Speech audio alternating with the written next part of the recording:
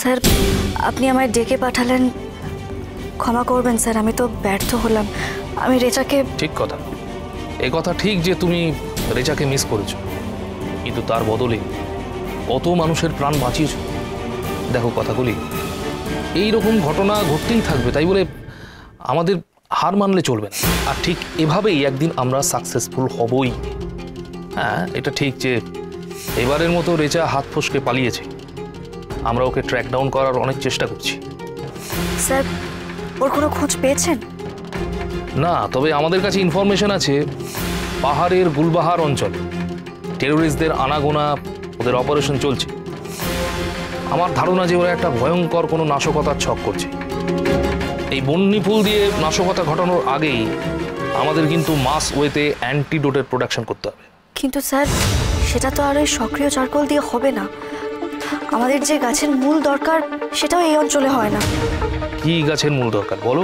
দরকার হলে আমরা জোগাড় করব। জিয়ন গাছ। জিয়ন গাছের মূল বন্যি ফুলের বিষের জন্য যোগ্য প্রতিষেধক। কিন্তু স্যার এটা তো শুধুমাত্র পাহাড়ি অঞ্চলে পাওয়া যায়, আর আপনি যে জায়গাটার কথা বললেন গুলবাহার, সেখানেও পাওয়া যায়। সাবাস কথা, এই তো এইবার দুয়ে দুয়ে চার মিলছে। তুমি না থাকলে আমাদের যে কি হতো।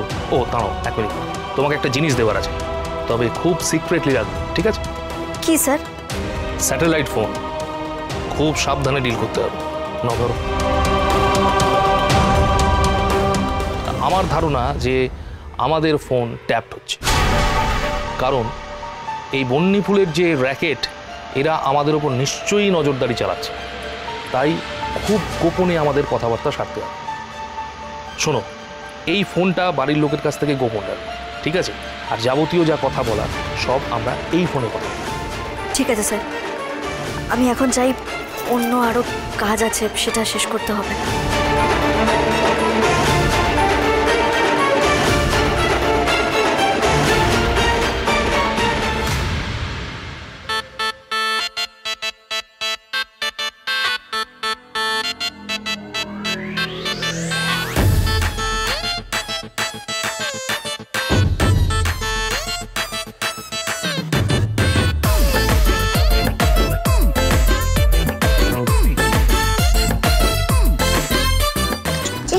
ব্যাপার রে বাবা, এই ছেলেটাকে আমরা পথার বাড়িতে দেখেছিলাম না? আরে এ তো পুলিশ রে, পুলিশ।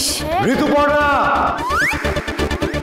আপনি চিন্তা করবেন না, আমি এসে গেছি। পৃথিবীতে এমন অনেক মানুষ ছিলেন যারা প্রেমের জন্য, ভালোবাসার জন্য, ভালোবাসার মানুষের জন্য শহীদ হয়েছেন। আজ আমিও দেখিয়ে দেবো আমি আপনার জন্য শহীদ হতে পারি। কথা সোম থেকে রবি প্রতিদিন সন্ধ্যে ৭টায় স্টার জলসায় ও জিও হটস্টারে।